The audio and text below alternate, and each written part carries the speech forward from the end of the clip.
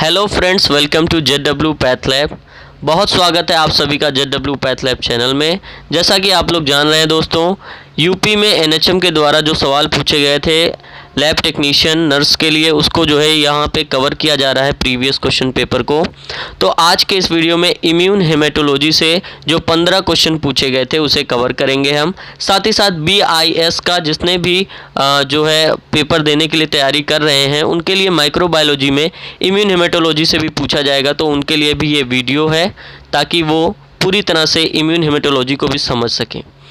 पहला हमारा प्रश्न है, निम्नलिखित में से कौन सा एंटीबॉडी स्त्राव में यानी कि सिक्रेशन में डाइमर एवं सीरम में एक लग मोनोमर के रूप में मौजूद होता है?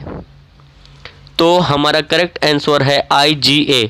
ये प्रश्न दोस्तों हर कॉम्पिटिटिव एग्ज़ाम में रिपीट करता है, तो इसे याद कर लीजिए कि IgA इम्यूनोग्लोबिन एंटीबॉडी एक ऐसा एंटीबॉडी है जो सिक्रेशन में डाइमर होता है और सीरम में पहुंचकर ये मोनोमर के रूप में मौजूद रहता है। दूसरा प्रश्न हमारा है, what is the site of origin and maturation of T lymphocyte? यानी कि टी लिम्फोसाइट कहाँ से बनता है और कहाँ पर मैच्योर होता है?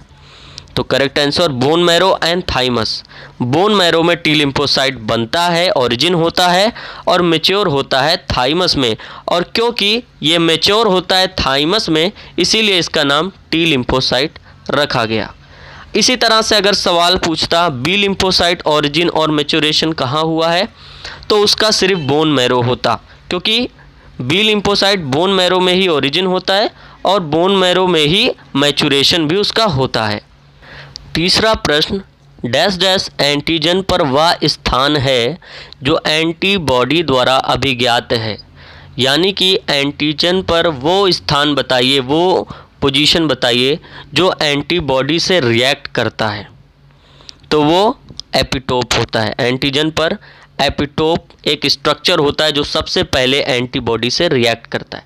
इसी तरह से अगर सवाल पूछता एंटीबॉडी पर वह स्थान बताइए जो एंटीजन द्वारा अभिज्ञात है, तो वहाँ पर पैराटोप हो जाता। इसे भी याद रखें। प्रश्न नंबर 4, HIV संक्रमण मुख्यतः किसे प्रभावित करता है? तो करेक्ट आंसर आप देख सकते हैं सहायक टी कोशिकाओं को, यानी टी हेल्पर सेल को। क्योंकि HIV सबसे पहले टी हेल्पर सेल को इसीलिए प्रभावित करता है क्योंकि ये टी हेल्पर सेल ही एक ऐसे सेल होते हैं जो इम्यून को रेगुलेट करते हैं। यानी कि ये सबसे पहले पहचानने का काम करते हैं। जो भी हमारी मैक्रोफेज होती है एंटीजन प्रेजेंटिंग सेल, उस पर जाके सबसे पहले टी हेल्पर सेल ही होते हैं जो उसको पहचानते हैं और उसके खिलाफ फिर बी सेल को स्टिमुलेट करके एंटीबॉडीज़ प्रोडक्शन करवाने में मदद करते हैं। इसीलिए HIV संक्रमण मुख्यतः सहायक टी कोशिकाओं को ही प्रभावित करता है। Question number 5, which immunoglobulin is produced in plasma during primary immune response? यानी कि कौन सा इम्यूनोग्लोबिन प्रोड्यूस होता है प्लाज्मा में ड्यूरिंग प्राइमरी इम्यून रिस्पॉन्स में? तो सही जवाब है IgM immunoglobulin. Primary immune response का मतलब हुआ जब भी कोई फॉरेन पार्टिकल्स एंटीजन हमारे बॉडी में फर्स्ट बार अटैक करता है, तो उसके खिलाफ हमारी बॉडी प्राइमरी इम्यून रिस्पॉन्स करती है IgM के फॉर्म में। इसी तरह से अगर वही एंटीजन दोबारा प्रवेश करता है हमारे बॉडी में, तो वहाँ पे हमारी बॉडी सेकेंडरी इम्यून रिस्पॉन्स करती है, वो भी IgG के फॉर्म में तब करती है। तो यहाँ से 2 क्वेश्चन बन सकते हैं। प्राइमरी इम्यून रिस्पॉन्स में IgM प्रोड्यूस होता है, सेकेंडरी इम्यून रिस्पॉन्स में IgG प्रोड्यूस होता है। क्वेश्चन नंबर 6, किस इम्यूनोग्लोबिन का अंतरण ट्रांसप्लासेंट्रल ट्रांसफ़र द्वारा होता है? तो ये क्वेश्चन बहुत बार पूछता है कॉम्पिटिटिव एग्ज़ाम में और आप सबको रट लेना चाहिए कि IgG एक ऐसा इम्यूनोग्लोबिन एंटीबॉडी है जो क्रॉस कर सकता है प्लेसेंटा को और हार्म कर सकता है फीटस को, और इसी के कारण HDN haemolytic disease of newborn जैसी बीमारी होती है। क्वेश्चन नंबर 7 हमारा है, which immunoglobin is macroglobin in nature? Question को समझने की कोशिश करिए। करेक्ट आंसर तो आप लोग देख रहे हैं IgM है, लेकिन क्वेश्चन कह रहा है इसे भी समझना ज़रूरी है, क्योंकि सवाल कुछ भी अलग से बन सकता है। यहाँ सवाल है कि which immunoglobin is macroglobin in nature, यानी कि कौन सा इम्यूनोग्लोबिन, मैक्रो का मतलब होता है ज़्यादा, ग्लोबिन का मतलब होता है प्रोटीन, तो कौन से इम्यूनोग्लोबिन में सबसे ज़्यादा प्रोटीन होता है, तो उसे IgM हम कहते हैं। इसी तरह से सवाल घुमाकर भी पूछ सकता है कि which immunoglobin has higher protein in nature, वहाँ भी IgM हो जाएगा। Question number 8, what is the half life of IgG type of immunoglobins. IgG immunoglobins की हाफ लाइफ कितनी होती है। 9th question, main function of IgG is, यानी कि IgG इम्यूनोग्लोबिन का मेन फंक्शन क्या होता है, तो ये मैंने आपको पहले ही बता दिया था। IgG immunoglobulin secondary immune response देती है। दोस्तों, प्रीवियस क्वेश्चन पेपर जब भी आप कर रहे हो, कोई भी क्वेश्चन अगर है उसका आंसर आपको पता तो चल ही जाता है, साथ ही साथ आप ये भी जानने की कोशिश करिए कि उस क्वेश्चन से और भी क्या क्या जो है जवाब बन सकते हैं, क्योंकि दोबारा जब कोई कॉम्पिटिटिव एग्ज़ाम होगा तो उसी क्वेश्चन से मिलता जुलता सवाल पूछा जाता है। प्रश्न number 10, type 1 hypersensitivity reaction are mediated by, यानी कि टाइप 1 हाइपर सेंसिटिव रिएक्शन को मीडिएट कौन करता है, तो वो IgE इम्यूनोग्लोबिन एंटीबॉडी होती है। यहाँ पर दोस्तों टाइप 1 हाइपर सेंसिटिविटी का मतलब होता है इमीडिएट रिएक्शन करना, किसी भी फॉरेन पार्टिकल के आने पे इमीडिएट रिएक्शन हमारी बॉडी IgE इम्यूनोग्लोबिन एंटीबॉडी के द्वारा कराती है। इसे याद कर लीजिएगा कैसे कराती है। बेसिकली इम्यूनोग्लोबिन IgE किसी भी फॉरेन पार्टिकल्स के आने पे हिस्टामिन और मीडिएटर्स मास्ट सेल से और बेसोफिल से रिलीज़ करके उस फॉरेन पार्टिकल्स पर अटैक करती है।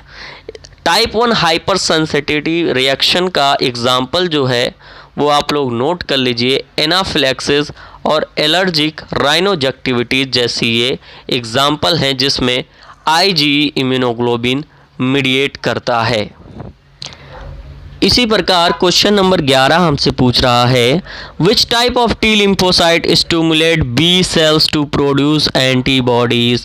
इसका भी सवाल का जवाब मैंने पहले ही कह दिया था। सवाल ये कह रहा है कि कौन सी टाइप की T लिम्फोसाइट स्टिमुलेट करती है B सेल्स को कि वो एंटीबॉडीज़ प्रोड्यूस करे, तो वो CD4+ T हेल्पर सेल हैं।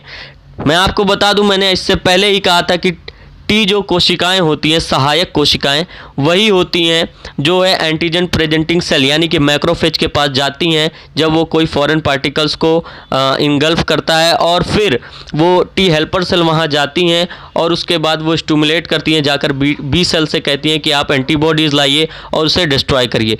तो T हेल्पर सेल को ही CD4+ सेल भी कहा जाता है। प्रश्न नंबर 12 है, the major immunoglobulin form in circulating plasma is, यानी कि सर्कुलेटिंग प्लाज्मा में जिसमें परिसंचरण हो रहा है बॉडी में, प्लाज्मा में, उसमें सबसे ज़्यादा इम्यूनोग्लोबिन कौन सी पाई जाएगी। प्लाज्मा की बात हो रही है तो IgG राइट आंसर हो जाएगा। इसी तरह से अगर सवाल पूछता the major immunoglobulin form in circulating blood is, blood कह देता कि ब्लड में, सर्कुलेटिंग ब्लड में सबसे ज़्यादा मेजर इम्यूनोग्लोबिन कौन सी पाई जाएगी, तो वहाँ पे IgM हो जाती। इसे नोट कर लीजिए। क्वेश्चन नंबर 13 है, which immunoglobin is capable of complement activation, यानी कि कौन सा इम्यूनोग्लोबिन है जो कॉम्प्लीमेंट एक्टिवेशन में कैपेबल होता है। तो इसको रट लीजिए दोस्तों, IgM इम्यूनोग्लोबिन ऐसा इम्यूनोग्लोबिन है जो कॉम्प्लीमेंट एक्टिवेशन में कैपेबल होता है। IgG भी होता है लेकिन यहाँ पे दिया नहीं गया है, वो पार्शियली होता है। लेकिन IgM का ये जो क्वेश्चन है ये काफ़ी ज़्यादा रिपीट किया जाता है कॉम्पिटिटिव एग्ज़ाम में कि कौन सा इम्यूनोग्लोबिन है जो कॉम्प्लीमेंट एक्टिवेशन को जो है एक्टिवेट करता है या कैपेबल होता है, तो वो IgM होता है। Question number 14, which of the following is are not a warm antibody, इनमें से कौन सा वार्म एंटीबॉडी नहीं है? तो वो IgM is the right answer, क्योंकि IgM वार्म एंटीबॉडी नहीं होता है, IgM कोल्ड एंटीबॉडी होता है। तो वार्म एंटीबॉडी के अगर एग्जांपल मैं आपको पूछूं तो क्या होंगे? IgG, RH एंटीबॉडीज़ और केल, ये वार्म एंटीबॉडी होते हैं और IgM कोल्ड एंटीबॉडी होता है। तो अगर अब आपसे सवाल पूछेगा विच इज़ कोल्ड एंटीबॉडी, तो आप बता सकते हैं IgM is the cold antibody. Last हमारा क्वेश्चन है, इसी के साथ ये वीडियो फिनिश हो जाएगा। Natural antibodies are dash dash in nature. Natural antibodies कौन से नेचर की होती हैं? तो IgM की नेचर की होती हैं। दोस्तों 15 क्वेश्चन ये थे जो हमने कंप्लीट किए। कहने को 15 थे, लेकिन हमने मैक्सिमम इसमें 40 से 45 क्वेश्चन लगभग आपको बता दिए हैं। और इम्यूनोग्लोबिन से इम्यून हेमेटोलॉजी में या इम्यूनोलॉजी में एंटीजन एंटीबॉडी से ज़रूर सवाल पूछता है, और BIS के एग्ज़ाम में भी ये बहुत ज़्यादा महत्वपूर्ण होगा आपके लिए कि आप एंटीजन एंटीबॉडी और इम्यूनोग्लोबिन के सारे MCQs जो है पूरी अच्छे तरीके से आपको करना आना चाहिए। और अगले वीडियो में हम इम्यूनोग्लोबिन के ऊपर क्या क्या MCQ बन सकता है उसे कंप्लीट करेंगे और आपके साथ वीडियो शेयर करेंगे। कोई भी सवाल हो आप कमेंट में पूछ सकते हैं। धन्यवाद।